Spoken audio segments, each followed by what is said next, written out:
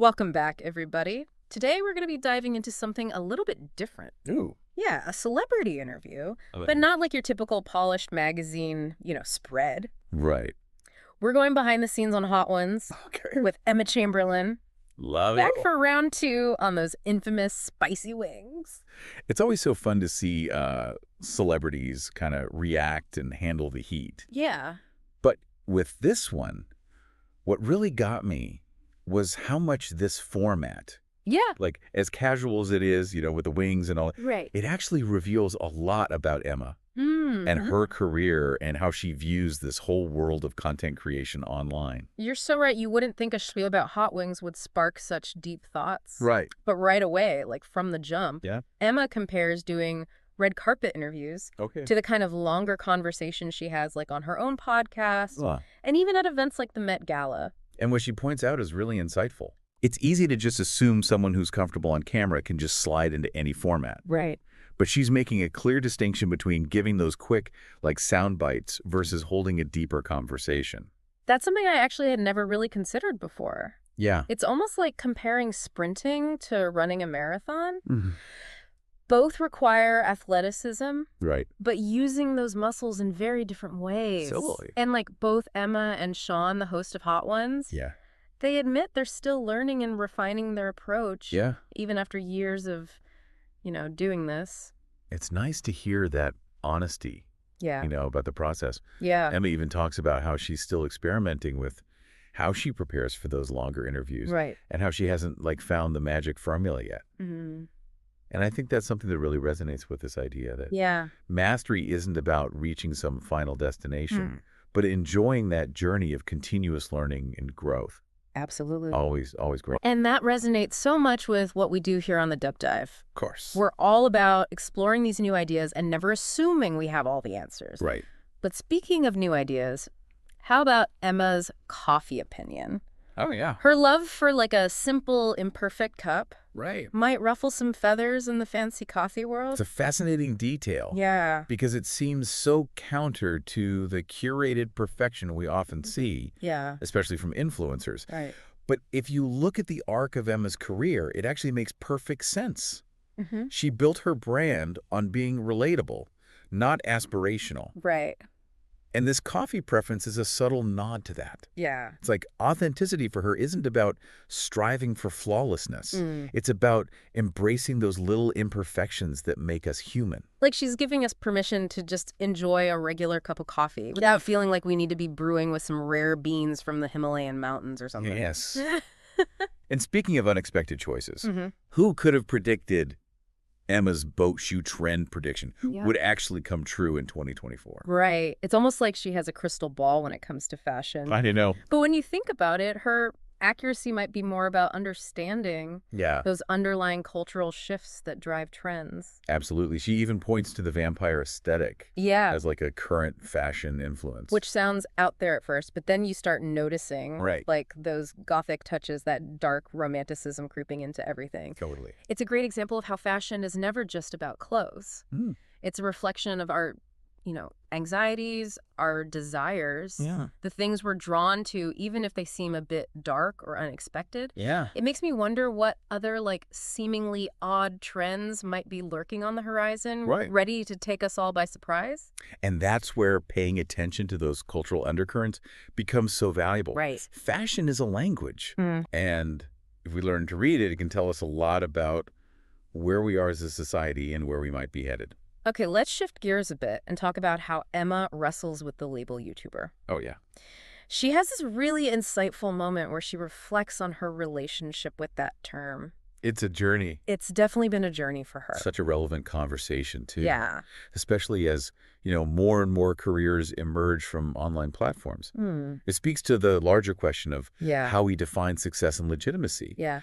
in a world where traditional career paths are constantly evolving. Initially, she was super proud to be called a YouTuber, Okay. seeing it as this dream come true. Yeah. But then she went through a phase of wondering if it made her seem less serious, especially to people outside of the online world. It highlights the biases we often have. Yeah. Like unconsciously favoring those who fit into established categories. Right. Someone who builds a following online might face more skepticism. than someone who takes a more traditional route, even if they're equally talented and successful. It's like there's still this invisible hierarchy of perfections. Right. And those who break the mold have to work harder to prove their worth. Exactly. But ultimately, Emma seems to have embraced the YouTuber label. Yeah. Recognizing its role in shaping her career and her identity. And that's such a powerful message. Yeah. For anyone pursuing a non-traditional path, own your journey, define success on your own terms. Right. Let your work speak for itself. Right.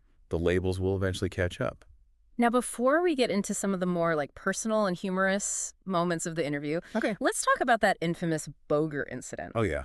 I know it sounds strange, but bear with me. Oh, yeah. Because this seemingly insignificant moment actually ties into a bigger conversation about what audiences find compelling these days. Interesting. Okay. Yeah, I think so. Yeah, it might seem silly to focus on a Boger, but I think it actually speaks to this larger shift in what audiences connect with. Okay. We're so used to this curated perfection, especially online, right, that these moments of unexpected realness really stand out. It's true. Think about all those viral videos that capture those awkward, unscripted moments. Yeah. There's something endearing about seeing people, even celebrities, just being human. And Emma handles it all with such grace and humor. Oh, it's just like a reminder that nobody's immune to those little mishaps. Yeah. And it makes her even more relatable. Totally. And speaking of relatable moments, did you catch that exchange about their words of the day? Oh, yeah. I love that part. Emma's was novelty. Which, knowing her makes total sense. Yeah.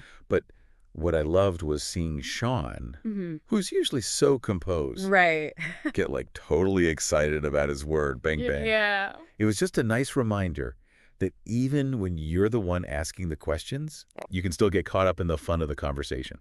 It made the interview feel less like a formal Q&A and more like two friends just chatting.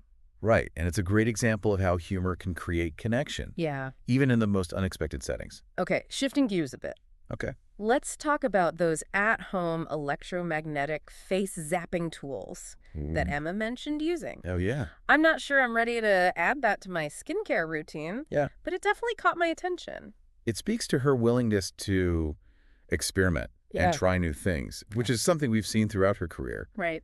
But it also taps into this larger trend of personalized wellness. Okay. Where people are increasingly seeking out treatments and technologies tailored to their individual needs. It's almost like the DIY approach to self-care, where we're all becoming our own wellness gurus, researching and curating our routines based on what we think will work best for us. And with the rise of at-home devices and personalized data, it's becoming easier than ever to experiment and track results. Yeah. Of course, it's important to be discerning and do your research before trying any new treatment, especially one that involves zapping your face. Good point. Yeah. Now, on a lighter note, I have to bring up Emma's tattoo advice. Oh, yeah. Her warning against getting matching tattoos with anyone. Right. Made me laugh out loud. It's funny because it's something a lot of us can relate to. That impulse to make a grand gesture of commitment or friendship. Yeah. But what she's subtly pointing to is the permanence of tattoos. Right. And how our relationships and perspectives can change over time. It's a good reminder to really think through any decision that has long-term consequences, especially when it involves other people. Especially other people. What might seem like a symbol of unbreakable bonds now could take on a very different meaning down the road. It's also interesting to consider how the cultural perception of tattoos has shifted over the years. They've gone from being seen as rebellious or taboo to being widely accepted as a form of self-expression and art. It makes you wonder what other societal norms or perceptions might change in the future. Totally. Maybe one day those face-zapping gadgets will be as common as a toothbrush. You never know. Anything is possible. But speaking of things that stand the test of time, let's talk about the final takeaway from this episode. All right. The one that really stuck with me. Emma's desire to be remembered as the person who takes another bite. Such a powerful metaphor. It is, isn't it? Yeah. It goes beyond just trying those spicy wings. Right. It's about pushing past those mental barriers that we create for ourselves. Yeah. Those moments where we hesitate to step outside our comfort zones. It's about embracing those challenges that life throws at us. and seeing them as opportunities for growth. Right. Rather than obstacles to avoid. It reminds me of something we discussed earlier about enjoying the journey of continuous learning. This take another bite mentality is all about being open to new experiences. Yeah. Even if they're uncomfortable or intimidating at first. It's about having the courage to try again, to keep pushing forward, even when we face setbacks. Oh, in a world that's constantly changing, right, that adaptability and resilience are more important than ever. I agree. So as we wrap up this deep dive, yeah, we want to leave you with this question. Okay. What does taking another bite look like in your own life?